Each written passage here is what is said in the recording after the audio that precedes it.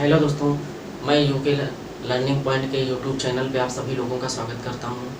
आइए देखते हैं आज हम कुछ न्यूमेरिकल क्वेश्चंस जो कि विलियन से संबंधित हैं उनको सॉल्व करेंगे और उनके विभिन्न टाइप्स को जो सांद्रता से संबंधित है उनको हम लोग आज देखने वाले हैं।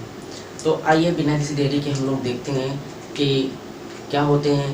तो क्वेश्चन सॉल्व करने से पहले हम लोग ये देख लेते हैं कि जो तुल्यांकी भार होता है या विभिन्न कारकों तुल्यांकी द्रव्यमान होता है, वो तुल्यांकी द्रव्यमान आखिर क्या है, क्योंकि ये आने वाले क्वेश्चंस में बहुत बार इंक्लूड होगा। तो इसके लिए पहले समझ लेते हैं। तो अंग्रेजी में इसको दोस्तों क्या बोलते हैं, इक्विवेलेंट मास ऑफ एलिमेंट या equivalent mass of substance. Okay, तो आइए देखते हैं।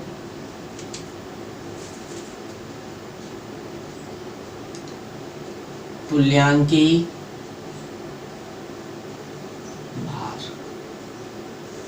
तुल्यांकी भार या इसका दूसरा जो कहते हैं तुल्यांकी द्रव्यमान।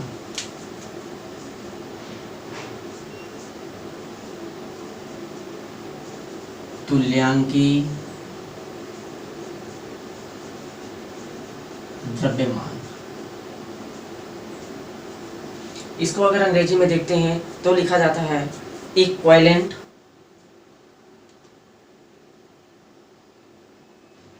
अब ये जो इक्विवेलेंट मास है इसको हम अलग अलग तरीके से देखते हैं क्या क्या हो सकती हैं। पहला जो हम देखेंगे वो देखेंगे कि एसिड के लिए क्या होता है, दूसरा बेस के लिए क्या होता है, तीसरा साल्ट के लिए क्या होता है, और चौथा क्या होता है, एलिमेंट के लिए क्या होता है। किसके लिए? एलिमेंट के लिए क्या होता है। फिर एक आता है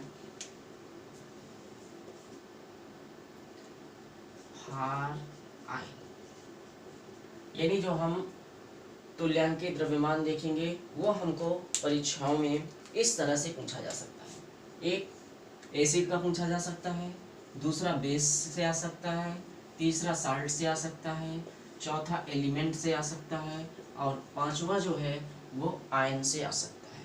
आयन में दो तरह के आयन हो सकते हैं, जिनमें positive ion and negative ion, ये दोनों तरह से क्वेश्चंस में कैरी कर सकते हैं। तो आइए अब एक चेक को देख लेते हैं कि एसिड के लिए क्या होता है।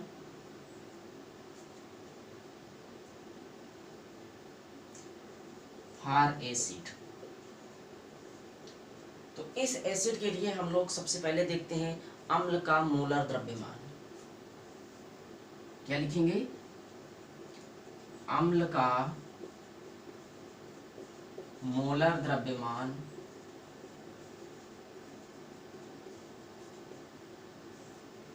अब अम्ल होगा तो श्योर सी बात है कि जैसे सपोज करते हैं हम लोग एक एग्जांपल के माध्यम से समझते हैं HCl, तो अगर इसको हम आयनाइज करेंगे तो ये H आयन देगा प्लस Cl निगेटिव आयन देगा।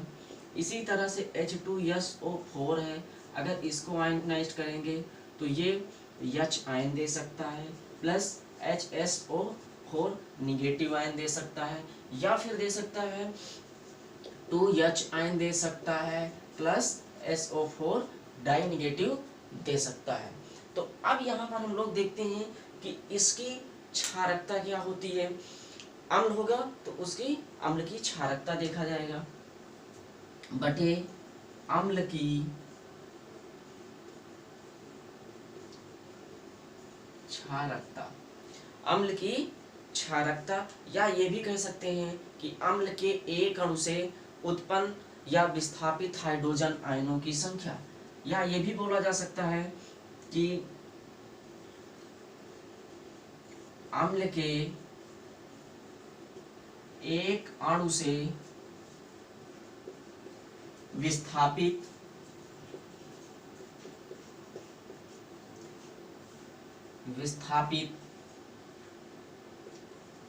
H आयनों की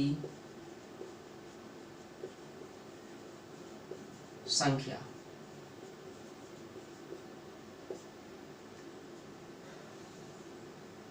अब अब देखते हैं, अगर हाइड्रोजन HCl है, क्या है, HCl है, तो इस HCl में अगर विस्थापित करते हैं तो यहाँ पर हाइड्रोजन आयनों की संख्या 1 होती है, यानी जो अम्ल की क्षारकता होगी तो इसके लिए अम्ल की क्षारकता 1 है। अब H2SO4 के केसेस में देखते हैं कि H आयन और SO4 के रूप में देता है, तब भी इसकी क्षारकता 1 है। लेकिन कभी कभी जब देखते हैं कि जब 2H ion SO4 die negative के रूप में होता है, तब इसकी क्षारकता जो होती है 2। क्षारकता क्या लिखेंगे इसकी, 2। अब मोलर द्रव्यमान क्या होता है, अब मोलर द्रव्यमान को देख लेते हैं कि जैसे H के, अब मोलर द्रव्यमान निकालने के लिए हम लोगों को परमाणु भार की आवश्यकता पड़ती है। अब जैसे इसका परमाणु भार 1 हो गया और इसका जो परमाणु भार होगा 35.5, इन दोनों को योग कर देंगे तो उसका मोलर द्रव्यमान ज्ञात हो जाता है। यानी इन दोनों के अपान में क्या कर देंगे, मोलर द्रव्यमान को योग करके उसकी अम्ल की क्षारकता या अम्ल की में विस्थापित हाइड्रोजन आयनों की संख्या से डिवाइड कर देंगे, तो हमारे पास अम्ल की जो तुल्यांकी भार है वो निकल आएगा, या तुल्यांकी द्रव्यमान संख्या हम लोग ऑब्टेन कर लेंगे। अब देखते हैं कि जो हमारे पास है दूसरा है, अब बात आती है कि क्षार की क्या होगी, इसकी बात करते हैं, क्षार की क्या होगी। अब हम जानते हैं कि क्षार क्या होते हैं। क्षार अगर हम लोग देखते हैं, कुछ थोड़ा सा समझने का प्रयास करते हैं कि क्षार क्या होते हैं। सपोज करिए NaOH, NaOH, और दूसरा हम देखते हैं KOH। अब बात करते हैं कि अगर इनको हम आयनाइज करें, क्या करें, इनको आयनाइज करें या इनके विलयन की बात करें, तो ये सदैव जो होते हैं ये उनसे टूट जाते हैं या उनमें टूट जाते हैं जिनसे मिलकर के बने होते हैं।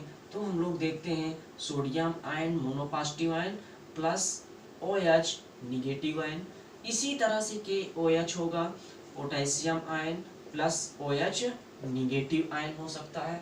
तो अब इसके जरिए हम ये पहचान सकते हैं आसानी के साथ कि क्षार क्या है, ये क्या है, बेस है। अर्थात बेस के बारे में हम ये भी कह सकते हैं कि बेस वो होते हैं जिनसे OH आयन का विस्थापन होता है। किनका विस्थापन होता है, OH आयनों का विस्थापन होता है, वो बेस कहलाते हैं।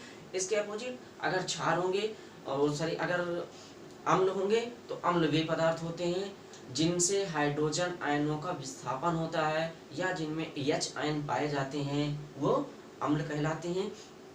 अब देखते हैं जो अम्ल का तुल्यांकी भार है वो कैसे ज्ञात करेंगे या तुल्यांकी द्रव्यमान कैसे निकालेंगे।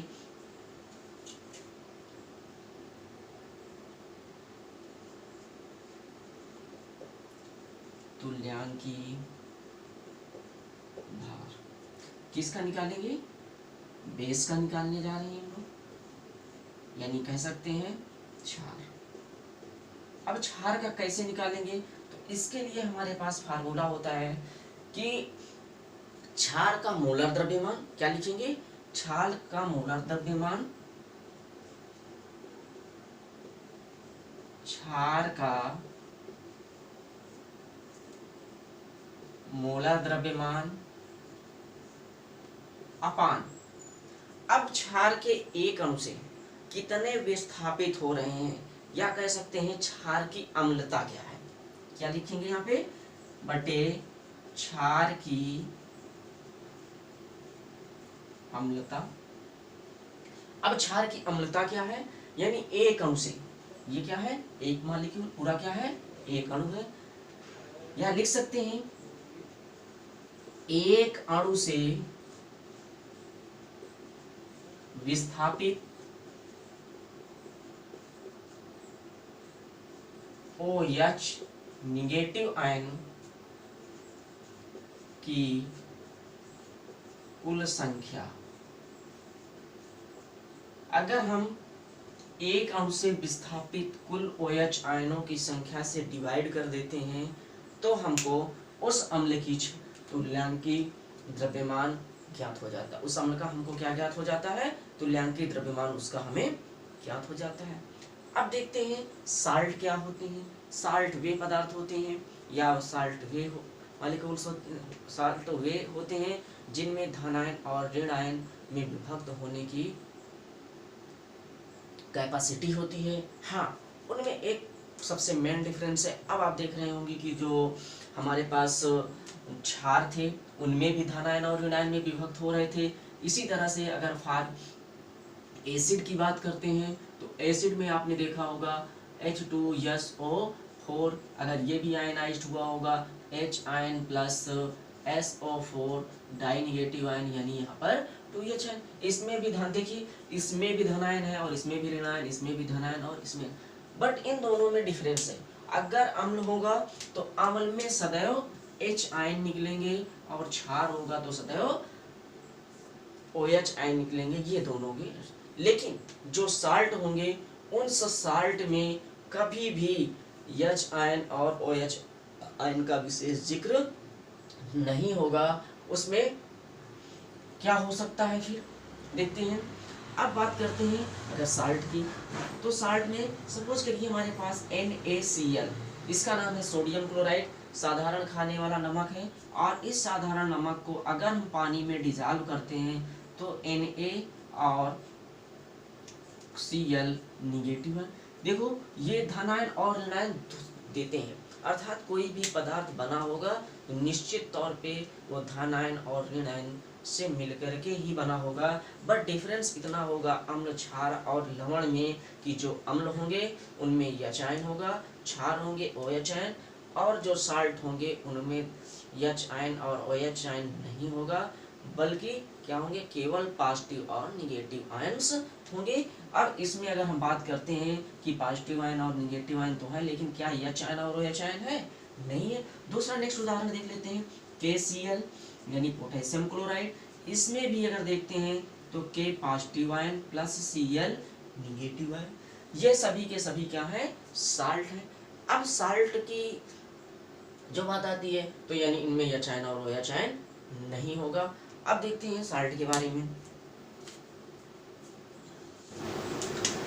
अब तुल्यांकी भार लवण का देखते हैं, लवण का। अब लवण का तुल्यांकी भार क्या होता है? लवण का मोलर द्रव्यमान, क्या लिखेंगे, लवण का मोलर द्रव्यमान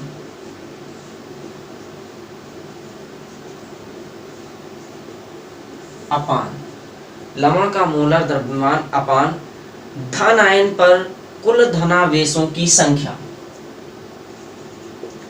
धन आयन पर कुल धनावेशों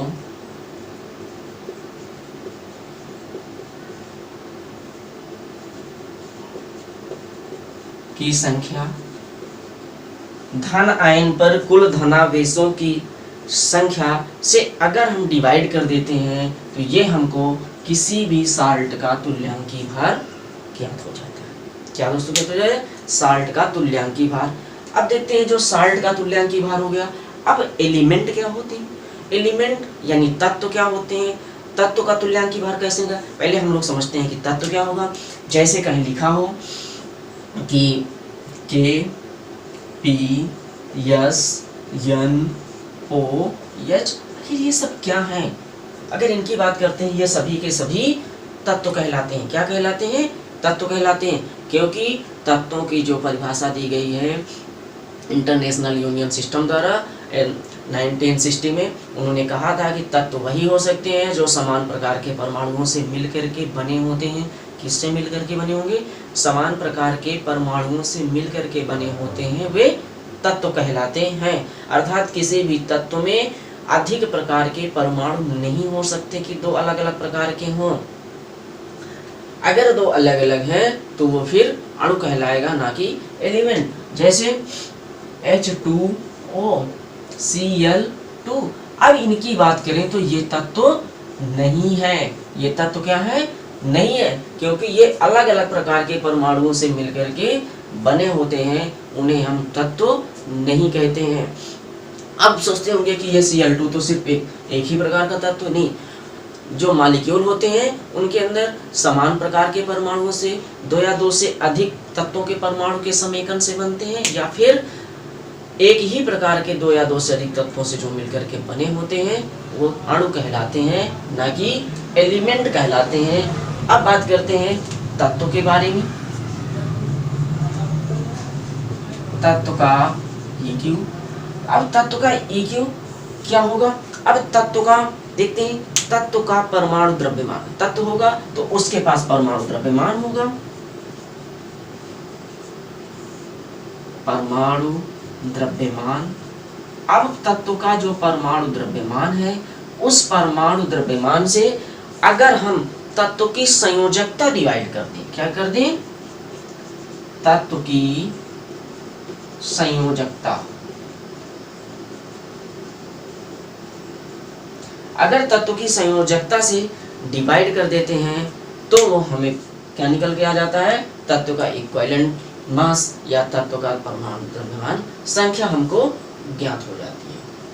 अब बात करते हैं, आइए हम एक लोग सवाल देखते हैं कि द्रव्यमान की दृष्टि से 25% विलियन के 300 ग्राम, विलियन के 300 ग्राम और 40% विलियन के 400 ग्राम को आपस में मिलाकर एक विलियन तैयार किया गया है। अर्थात क्या कहा जा रहा है इसमें? हम ये देख रहे हैं कि एक ये है 25% है और इसके जो टोटल लिए गए हैं ये लिए गए हैं इतने ग्राम, यानी 300 ग्राम लिए गए हैं। ये हमारे पास सॉल्यूशन A है और दूसरा हमारे पास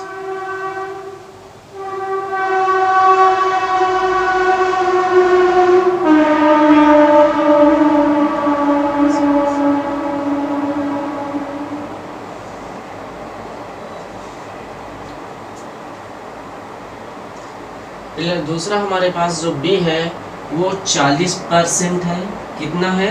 40% है और उसके जो टोटल्स इन्वॉल्व किए गए हैं 400 ग्राम इन्वॉल्व किए गए। अब कहा जा रहा है कि इन दोनों विलयनों को अगर आपस में मिला दिया जाए तो इनसे प्राप्त विलयन के द्रव्यमान प्रतिशत क्या होगी, यानी उसका जो मास परसेंटेज है क्या होगा? मास परसेंटेज हमको ऑब्टेन करना है। तो ऐसे सवाल जब भी कहीं आए तो मास परसेंटेज निकालने के लिए सबसे पहले दोनों सॉल्यूशनों का मास ऑब्टेन कर लेते हैं। इन दोनों सॉल्यूशनों का मास ऑब्टेन करने के बाद फिर दोनों विलयन को आपस में ऐड कर देते हैं, फिर उसका टोटल मास ऑफ परसेंटेज निकाल लेते हैं। इस तरह से हमारे पास सवाल सॉल्व हो जाता है। हम लोग पाते हैं कि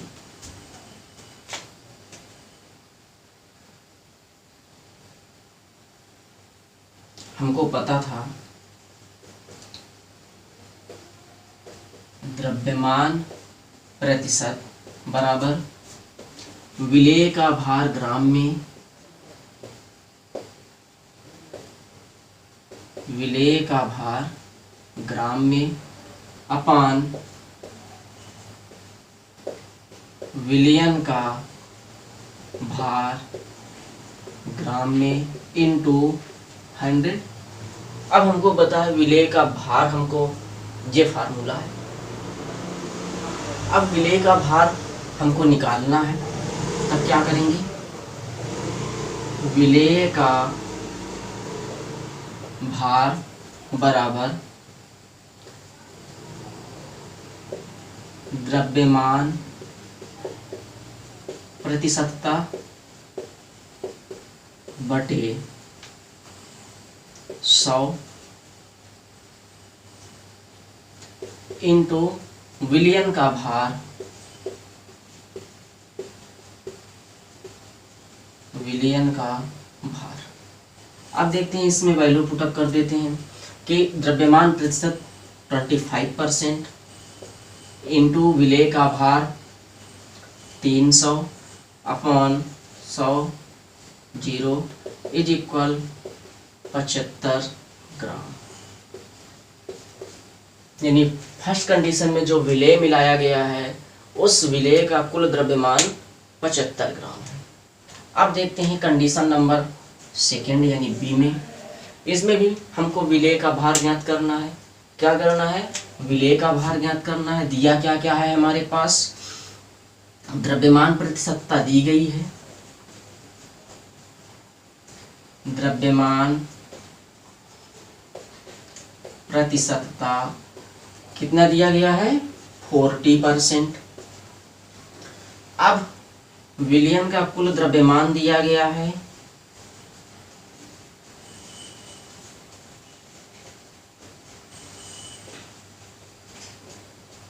400 ग्राम। 400 ग्राम ये दिया गया है। अब हम क्या करेंगे? विलेय का भार ज्ञात कर लेंगे, फार्मूला अप्लाई करेंगे। विलेय का भार बराबर द्रव्यमान प्रतिशतता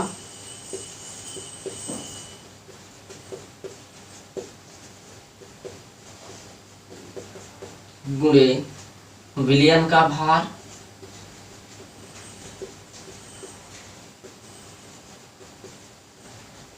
अपॉन 100 इज इक्वल, जो हमारे पास प्रतिशतता है 40% है, 40% गुणे 400 अपॉन 100, कैंसिल कर देते हैं 0 से 0, इज इक्वल 40 गुणे 4 इज इक्वल 160 ग्राम। कितना हुआ? 160 ग्राम।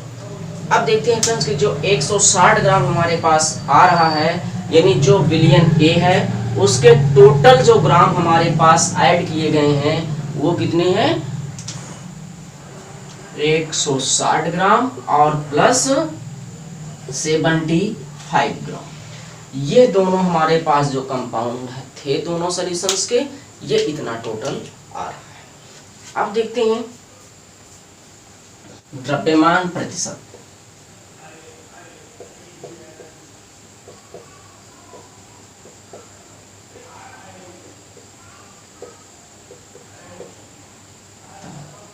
बराबर क्या आता है फार्मूले में? विलेय का भार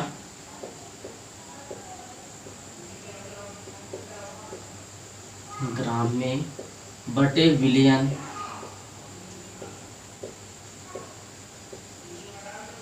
का भार ग्राम में और इनटू 100। अगर दोस्तों हमको पता है कि जो हमारे पास विलयन था तो वो दो प्रकार के विलयनों से ए और बी से मिलकर, यानी ए का भार प्लस बी का भार, तब हम लोग यहाँ पर ऑब्टेन कर लेते हैं विलेय का कुल भार बराबर विलयन ए का भार प्लस विलयन बी का भार, यानी ए का कितना था? 75 प्लस 160 इज इक्वल 235 ग्राम हमारे पास विलयन का भार ऐड हो जाता है। इसी तरह विलयन का कुल आयतन, विलयन का कुल आयतन बराबर ए प्लस बी का आयतन, यानी 300 प्लस 400 इज इक्वल 700। तो अब यहाँ पर हम डायरेक्टली चाहे तो लिख सकते थे, चाहे तो डायरेक्ट फार्मूले पे ही हम लोग अप्लाई कर देते। 235 अपॉन 700 इंटू 100, 2 से 2 कैंसिल। अब बात करते हैं 7 त्रिके 21, 7 त्रिके 21। अब देखते क्या है कि इसको हम लोग कैसे करेंगे, तो इससे 7 से डिवाइड कर देंगे तो ये हमारे पास आ रहा है 3.5, यानी जो द्रव्यमान परसेंटेज आया मास। अब पूछा जा रहा है कि मिश्रण में, अगर इसी में पूछ लिया जाए कि द्रव्यमान सांद्रता, यानी इस मिश्रण में वाटर कितना अवेलेबल है, यानी कोई जलीय मिश्रण था ये, उस विलयन में पानी कितना था, पानी का मिश्रण। अब अगर इसकी वैल्यू निकालना हो तब हम लोग क्या करेंगे? अब हमको पता है कि जो हमारे पास मिश्रण का परसेंटेज W/W था, W/W%, ये आया है हमारे पास 33.5 आया है। और बाकी बचा कितना है, अब जानते हैं कि ये रहा परसेंटेज, सब भी निकाला जाता है तो 100 से निकाला जाता है, यानी 100 माइनस 33.5, तब हमारे पास आंसर आएगा घटाने पर 6.5 ग्राम। यानी उस मिश्रण में दो चीजें निकालकर हम लोगों ने देख लिया कि मिश्रण में जो कंपाउंड मिलाया गया है उस कंपाउंड का द्रव्यमान परसेंटेज अगर देखते हैं तो वो हमारे पास निकल कर आ रहा है 33.5%। कितना? 33.5%। और अगर हम इसकी बात कर रहे हैं कि ये पानी कितना मिलाया गया है तो हमारे पास 66.5% वाटर था। इस तरह से इससे संबंधित जो भी न्यूमेरिकल हो हम बड़े आसानी के साथ कर सकते हैं। देखते हैं कि वॉल्यूम ऑफ सॉल्यूशन इसका कितना है, 40 ml, 40 ml upon total amount of. अब सॉल्यूशन दो चीजों से मिलकर के बना होगा, अर्थात इन दोनों को अगर हम ऐड कर दें तो हमारे पास क्या आ जाएगा, टोटल अमाउंट ऑफ सॉल्यूशन की पता चल जाएगा। यानी 40 plus 320 ml into 100 is equal 40 upon 360 ml into 100। अब इसको हम लोग कैंसिल करते हैं। कैसे करेंगे कैंसिल, देखते हैं, 0 से 0 काट देंगे। फिर इसके बाद देखते हैं 36 और 40 है तो 20 टाइम्स जाएगा, 2 से अगर डिवाइड करते हैं। फिर इसके बाद 18 होगा, फिर है 210 होगा और 9 होगा। अब बात आती है 10 into 10 upon 9 is equal 100 upon 9 is equal 11.11%। यानी जो हमारे पास C2H5OH का परसेंटेज आया था, C2H5OH का V/V परसेंटेज आया था, वो हमारे पास कितना आया था, 11.11। कितना आया था, 11.11। अगर बाय द वे इसी सवाल में कभी कभी पूछ लिया जाता है कि C2H5 का ना पूछ करके पूछा जाता जल का परसेंटेज निकालिए, क्या करना है, जल की आयतन प्रतिशतता क्या होगी, यानी वॉल्यूम परसेंटेज ऑफ वाटर। तब हम लोग क्या करेंगे, तब फार्मूले में हमको वाटर का रखना पड़ता, किसका रखना पड़ता, वाटर का रखना पड़ता। या डायरेक्ट अब एक निकालने के बाद हम लगा सकते हैं कि 100 माइनस 11.11 इज इक्वल 88.89। यानी जो जल है हमारे पास, इस विलियन के अकॉर्डिंग देखा जाए दोनों को मिलाने पर जो जल के वॉल्यूम्स आ रही है वो हमारे पास कितना है, 88.89। ये हमारे पास परसेंटेज इसका है। सुक्रोज को जल में घोलकर 350 मिली विलियन बनाया गया है। इस विलियन के द्रव्यमान आयतन प्रतिशतता ज्ञात कीजिए। द्रव्यमान आयतन प्रतिशतता ज्ञात करिए, यानी W/V कैलकुलेट करनी। अब कहा गया 40 ग्राम सुक्रोज। सुक्रोज कितना दिया गया है भाई, देख लेते हैं। सुक्रोज का अमाउंट दिया गया है 40 ग्राम। कितना दिया गया है, 40 ग्राम। और कहा जा रहा है जल में घोला गया। किसमें घोला गया है, जल में घोला गया है। यानी H2O का वॉल्यूम कितना दिया गया है, 500 ml, 500 ml। घोलकर क्या बनाया गया है, विलियन बनाया गया है। इस विलियन के द्रव्यमान आयतन प्रतिशतता, द्रव्यमान आयतन प्रतिशतता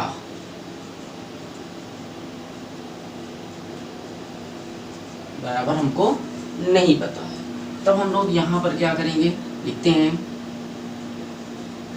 बाई परसेंटेज ऑफ मास, द्रव्यमान आयतन, mass volume, percentage of mass volume is equal, क्या करेंगे हम, यानी विलेय का भार, विलेय का भार ग्राम में अपान विलयन का आयतन, विलयन का आयतन इंटू 100। अब बात करते हैं कि विलय का भार कितना है, सबसे कम है 40 अपान 500 इंटू 100, 2 से 2 हो गया, 5 1 जा 5 और 5 8 जा 40, यानी 8%। कितना है दोस्तों, 8%, यानी द्रव्यमान प्रतिशतता है पहुँच की कितनी है, मास परसेंटेज 8% हमारे पास ये है। इस तरह से हम लोग इस सेक्शन को सॉल्व कर लिए।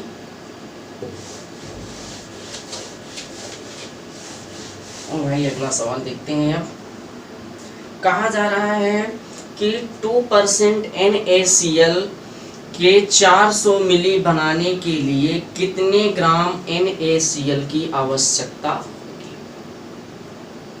ठीक है, अब क्वेश्चन हमारे पास दिख रहा है 2% NaCl, क्या काम करना है, 2% NaCl बनाना है कि कितने ml बनाना है, V इज इक्वल कितना है हमारे पास 400 ml, V इज इक्वल कितना है 400 ml। बनाने के लिए NaCl की कितनी आवश्यकता होगी, यानी weight of NaCl is equal नहीं पता, और वो क्या दिया गया है, W/V दी गई है, इसे हम लोग क्या कह सकते हैं, W/V दिया गया है 2% NaCl। अब बात करते हैं कि अब इस सवाल में हम लोगों को क्या करना है। अब पता है कि कुल कितने ml में घोला गया है। अब W बराबर होता क्या है, तो यहाँ पर लिखते हैं, तो NaCl का द्रव्यमान हमको जो आवश्यकता है, NaCl का द्रव्यमान इज इक्वल, NaCl का द्रव्यमान इज इक्वल 2 into 4/100, 4/100। तो ये जीरो कैंसिल हो गया, 4 दूनी 8, यानी 2% NaCl के 400 ग्राम बनाने के लिए टोटल जो NaCl की हमें आवश्यकता होगी वो 8 ग्राम होगी। अब आप सोच रहे होंगे कि ये कैसे आ गया इतनी, तो पहले भैया आप लोग सोचिए कि इस तरह के सवालों में इसका मतलब 2% का मतलब है 100 में 2, 100 में 2 NaCl का आयतन भार प्रतिशतता। ये है क्या वास्तव में, फार्मूला कौन सा लगा है, आयतन भार प्रतिशतता बराबर क्या लिखते थे हम लोग, विलेय का भार गुणे 100 विलयन का भार, विलयन का आयतन। तो अब यहाँ पर आप सोचो, जो विलेय का भार है वो हमारे पास विलेय का भार क्या है, NaCl था, विलेय का भार NaCl का भार, किसका भार, भी NaCl का भार। तो अब इस फार्मूले में हमने क्या किया है, रख दिया है। तो अब यहाँ पर आपको पता है आयतन प्रतिशतता कितनी दी गई है, W/V का आयतन प्रतिशतता क्या है, ये सच में क्या था, आयतन प्रतिशतता।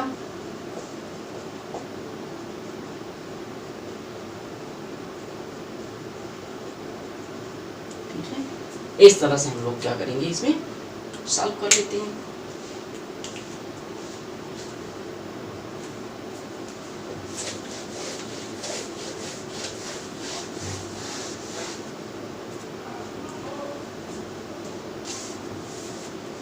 अब हमारे पास जो नेक्स्ट सवाल है उसमें कहा जा रहा है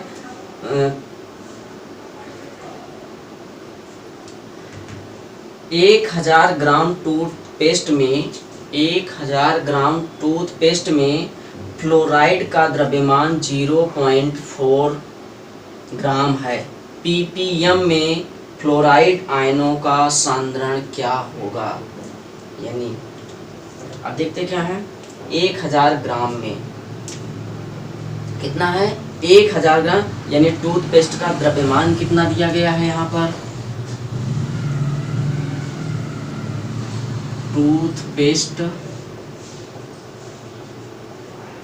का द्रव्यमान बराबर 1000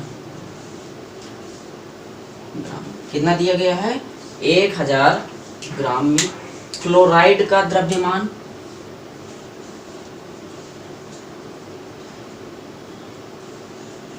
फ्लोराइड का द्रव्यमान कितना दिया गया है, फ्लोराइड का द्रव्यमान 0.4 ग्राम। अब बात करते हैं क्या कह रहा है, पीपीएम में फ्लोराइड आयन की सांद्रता ज्ञात कीजिए। निकालना क्या है हमको, पीपीएम पार्ट्स पर मिलियन में फ्लोराइड आयन की सांद्रता हमको निकालना। तब हमारे पास पीपीएम में सांद्रता निकालने के लिए फार्मूला है, पीपीएम में सांद्रता बराबर फ्लोराइड का द्रव्यमान, फ्लोराइड का द्रव्यमान अपान टूथपेस्ट का कुल द्रव्यमान, टूथपेस्ट का कुल द्रव्यमान इंटू 10 के पावर 6, 10 के पावर 6। अब बात करते हैं यहाँ पे कि फ्लोराइड आयन का द्रव्यमान कितना है, 0.4 इंटू 10 के पावर 6, और टूथपेस्ट का कुल द्रव्यमान कितना है, 1000, कितना है, 1000। अब बात करते हैं कि जब 1000 है तो अगर इसको हम सॉल्व करते हैं कि अब आपको पता होना चाहिए कि जहाँ पर 10 लिखा होता है 10 के पावर 1 लिखा जा सकता है, 100 10 के पावर 2, 1000 को हम लोग लिख सकते हैं 10 के पावर 3।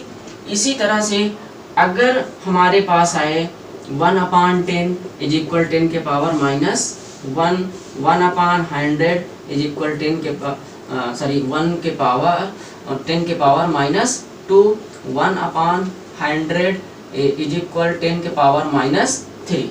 यानी जो चीज़ें होती हैं जितने जीरो होंगे उतने ही उसकी पावर होती है, जितने जीरो होंगे उतनी ही उसकी पावर होगी। तो अब हम देख रहे हैं 0.4 इंटू 10 के पावर -6 और 10 के पावर 6 और ये 10 के पावर -3, क्योंकि इसका ऊपर जाएगा तो पावर क्या होगा, 10 के पावर -3 होगा। जब ये होगा तो अब इसको सॉल्व करते हैं, 0.4 इंटू 10 के पावर 3 आ गया हमारे पास आंसर। अब जब हम इसमें मल्टीप्लाई करेंगे तो देखते क्या है, 4 1 2 3 0 लगा दिए और दशमलव एक अंक के बाद है तो एक अंक के बाद दशमलव लगा दिए, यानी 400 ppm। यानी जो फ्लोराइड आयन की सांद्रता होगी वो कितनी होगी, 400 ppm। फ्लोराइड आयन की सांद्रता 400 ppm होगी।